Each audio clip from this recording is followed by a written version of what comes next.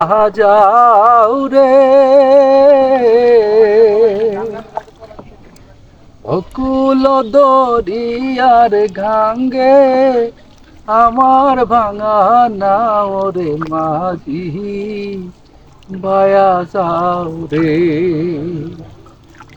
মাঝি ভাইয়া যাও রে অকুল দরিয়ার ঘাঙ্গে আমার ভাঙা নাও রে মাঝি বায়া যাও রে।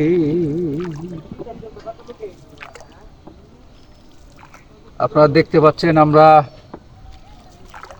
নৌকা দিয়ে একটু আনন্দে আছি, তো নৌকা ভ্রমণে আছি।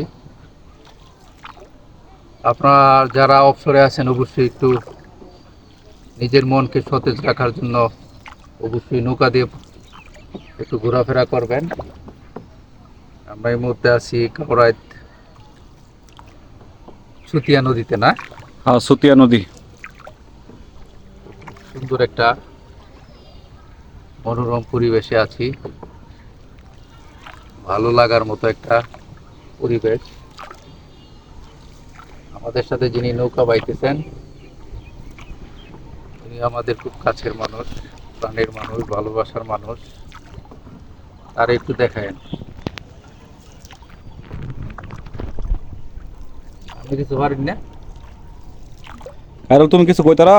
আমি কি কইতাম, কি কইবা? সকলে ভালো থাকেন, সুস্থ থাকেন, আর আমাদের জন্য দোয়া করেন। আর নৌকা চালান। তো আজকে আমরা একটু নৌকাতে একটু ঘোরাঘুরি করতেছি।